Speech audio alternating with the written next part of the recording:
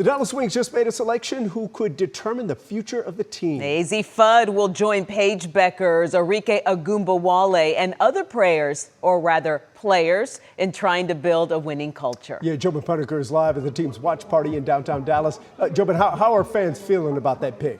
Well, first of all, they're relieved. The speculation is over. They've been talking about it for months, and here we are. The Dallas Wings have their #1 player in Azzi Fudd. So yes, there are a lot of happy fans here at the happiest hour. We're here on the rooftop. It is packed out here. You know, there's a young girl who just turned 14. Her name is Terry.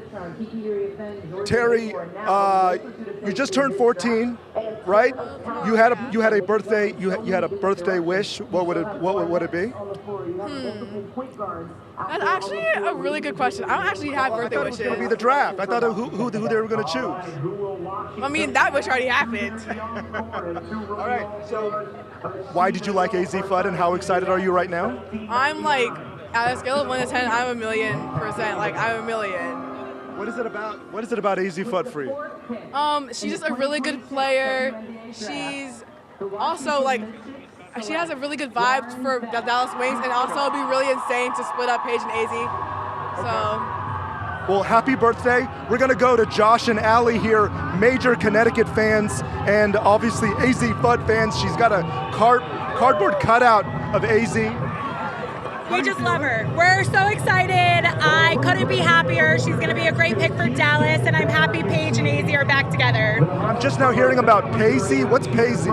Paisley is their combined couple name. They're a duo. We're excited to bring them back together. I think they're going to do incredible things for Dallas. Go Paisley! Paige and Azzi makes Paisley. It's Paisley time here in Dallas. Back to you guys. What a championship. All right, Jobin, what a great night to be outside and the WNBA celebrating them along with the Dallas Wings and Love Azzi to see that Fudd. crowd. How That's an fun. awesome crowd. Yeah. Seems so excited too. That's nice. Yeah, really cool to see. Well, I have a little bit of rain in my forecast, a tiny little bit maybe tonight, way to the west of the Metroplex, and then a little bit tomorrow, and then a little more on Wednesday, then a strong weekend cold front. So let me get into this. There we are outside right now, a little on the warm and muggy side. I mean, it's not horrible, but it's 80. We have a breezy south wind at 14, gusting to 24. It's 82 in Dallas, the same thing in Terrell, 81 in Athens, 85 in Mineral Wells. It's 91 right now in Haskell. And look at this, it's dry here. Had a couple little thunderstorms try to fire up out in far, far western sections of North Texas. This is the rolling plains of Texas. A lot of instability, but the thunderstorms, they've just fallen apart right now. They don't have the upper level dynamics to sustain their life, so they've all died. And that's good news because they did produce some quarter-size hail. So, little thunderstorm south of Haskell, outside of Throckmorton. This other one about Seymour, that fell apart as well. So tonight, I mean, maybe parts of Montague County in the next hour or two. Maybe you pick up a sprinkle, but I think most of us are just dry. There's a little thunderstorm at 8 o'clock, and look at that. It's over with by midnight. And again, I don't even know that that's going to happen. So most of us are dry tonight. 7 tomorrow, we start with some cloud cover and then a little bit of sun as we head through the afternoon. By midnight, we're at 74, 68 to start the day tomorrow. A little bit of rain tomorrow, a little bit more on Wednesday, dry Thursday, Friday, then a strong Saturday cold front means cooler weather to follow and much lower humidity too. 14-day forecast coming up. All right, thank you, Pete. And we're working to learn more about what led up to the death of a Lancaster ISD student. Police say 16-year-old Myers Anthony Jr. was shot early Sunday morning. He was rushed to the hospital where he died. Investigators believe this was an isolated incident. You hate to see it. You know, he was so young, you know, starting, you know, in football, and he was going to be a junior next year, probably playing varsity. Investigators have not revealed what led up to that shooting.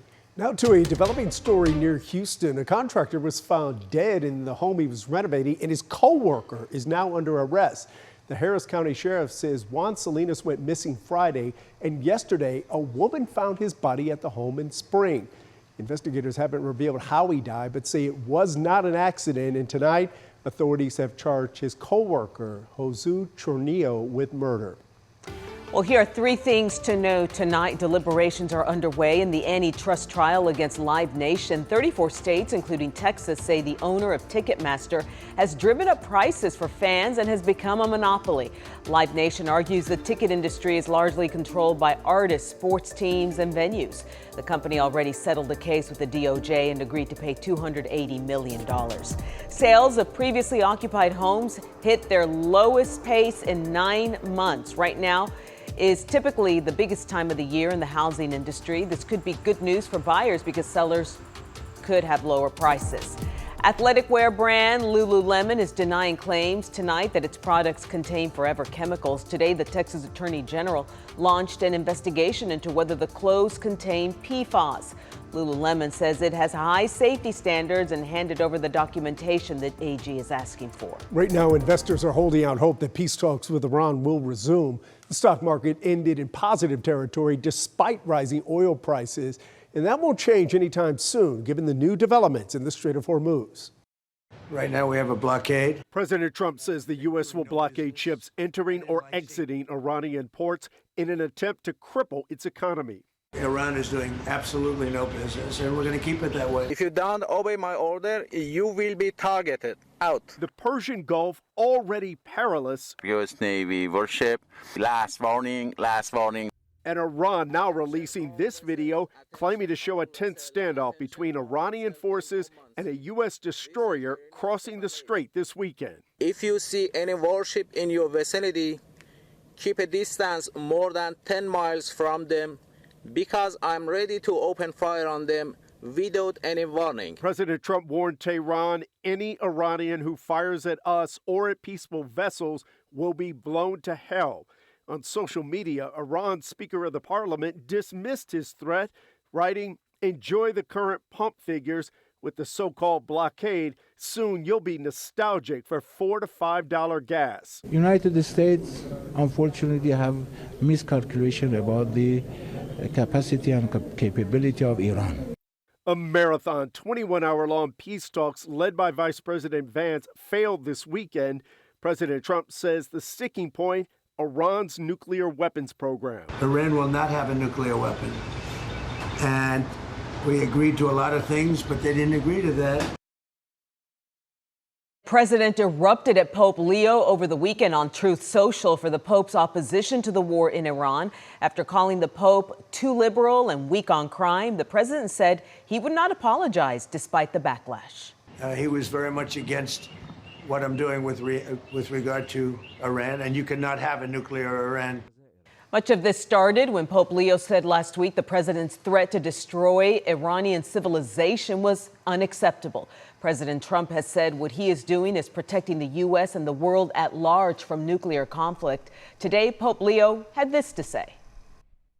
I have no fear of neither the Trump administration nor speaking out loudly about the message of the gospel.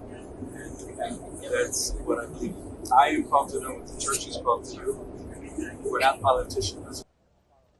The Pope also says his criticism was not of the president specifically, but the violence the war has brought as a whole.